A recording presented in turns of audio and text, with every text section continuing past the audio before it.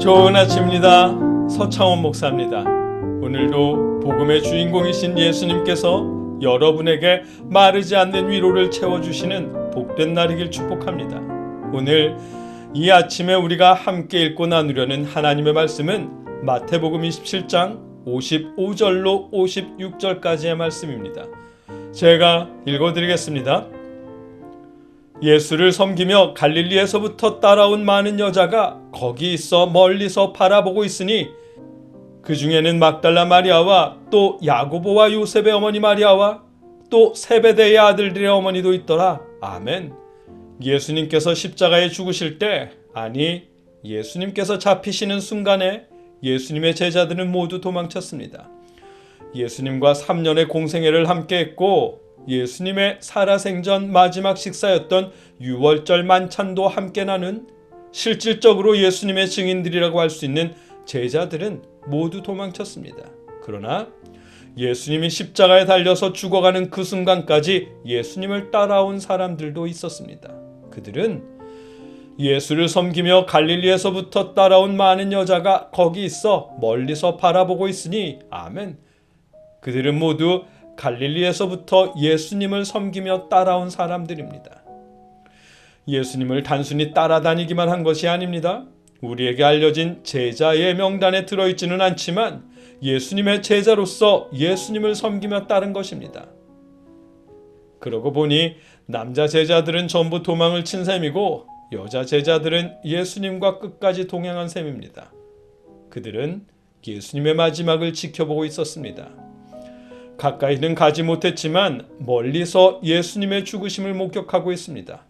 존경하고 사랑하는 사람이 십자가에 달려 죽어가는 그 모습을 바라볼 때 그들은 세상 모든 것이 끝난 듯한 느낌일 것입니다.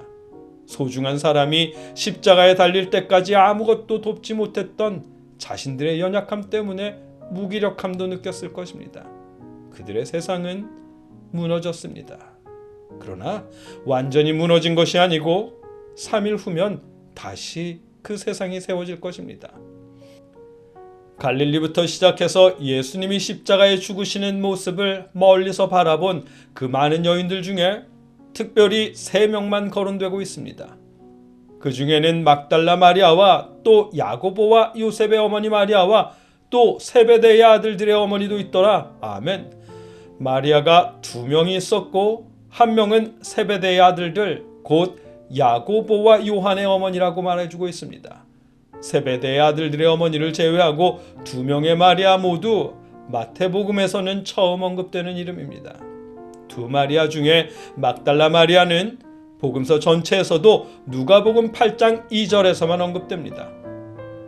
또한 악귀를 쫓아내심과 병고침을 받은 어떤 여자들 곧 7 귀신이 나간 자 막달라인이라 하는 마리아와 아멘. 막달라 마리아는 7 귀신이 나갔다고 말하는 중한 질병에서 예수님께 고침을 받은 여인이었습니다. 예수님께 고침을 받은 이후로 줄곧 예수님을 따라다니며 섬겼던 것입니다. 또 다른 마리아는 야고보와 요셉의 어머니라고 소개하고 있습니다. 예수님의 형제들 중에도 야고보와 요셉이라 하는 이들이 있었기에 야고보와 요셉의 어머니 마리아는 예수님의 어머니인 것처럼도 여겨지는데 요한복음과 비교해 보면 그도 아닌 것 같습니다.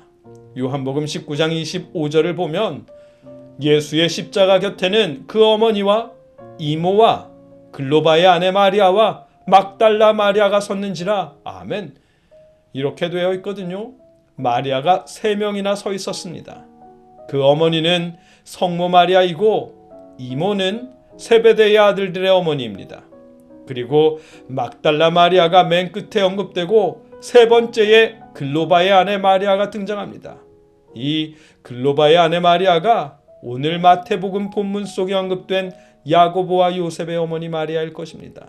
물론 마태복음을 포함해서 복음서에 이 마리아에 대한 기록이 없기에 정확히는 누구인지 분명하지 않습니다.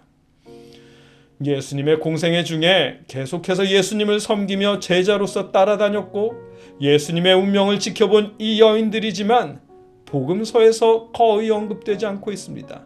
마치 영화로 치면 엑스트라처럼 예수님이 십자가에 죽으실 때와 나중에 부활하실 때 2번 등장하고 있습니다. 그렇게 얼핏 다뤄지지만 이 여인들은 예수님의 죽으심과 부활하심에 가장 가까이에서 목격한 증인들이었습니다. 예수님이 눈을 감으실 때도 목격했고 부활하실 때도 제자들에게 부활 소식을 전해줄 만큼 중요한 분들이지만 복음서와 신약 성서 전체에서 이분들의 이름은 큰 비중을 차지하지 않았습니다. 왜냐하면 성경의 주인공은, 복음서의 주인공은 하나님의 아들 예수 그리스도이기 때문입니다. 그렇다고 이분들의 수고가 작은 것은 아니기에 예수님의 마지막을 지켰다는 사실을 알려주시고 예수님을 따라다니며 섬겼다는 사실도 말씀해 주지만 그 이상을 말하지는 않고 있습니다. 그 이유는 거듭 말하지만 복음서의 주인공이 예수님이기 때문입니다. 오늘 본문이 우리에게 깨닫게 하시는 내용입니다. 이 말씀을 우리 시대에 적용해도 마찬가지입니다. 기독교의 주인공은 예수님이십니다. 대형 교회가 기독교의 주인공이 아니고 대형 교회 목사님이 기독교의 중심이 아닙니다. 기독교의 중심은, 기독교의 주인공은 하나님의 아들 예수 그리스도입니다. 마찬가지로 교회의 주인공도 예수님이십니다. 한 교회가 세워지고 자립할 때까지 합력한 많은 성도분들의 수고와 섬김이 있고 결코 작지 않은 그 수고와 노력을 하나님께서 큰 상급으로 갚아주실 것입니다. 그렇다고 그분들이 교회의 주인은 아닙니다. 물론 담임 목사님도 그 교회의 주인은 아닙니다. 교회의 주인은 하나님의 아들 예수 그리스도입니다. 복음의 주인공은 말할 것도 없습니다. 아무리 멋진 설교를 하는 설교자라 해도 복음의 주인공은 설교자가 아니고 예수님입니다. 멋진 설교를 듣고 설교자에 감동하지 마시고 복음 속에 있는 예수님께 감동하십시오. 설교자는 전달자일 뿐이고 주인공은 예수님입니다. 그렇기에 여러분 마음에 감동이나 위로는 설교자가 주는 것이 아니고 복음의 주인공이신 예수님께서 주시는 것입니다. 말씀을 통해 예수님을 만나기를 소망하십시오.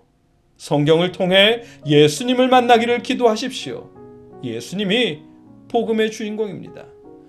여러분들이 복음의 주인공이신 예수님을 만날 때 채워지지 않는 갈증이 채워지게 될 것입니다.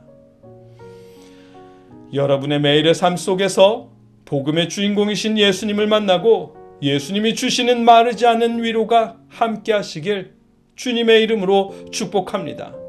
함께 기도하겠습니다.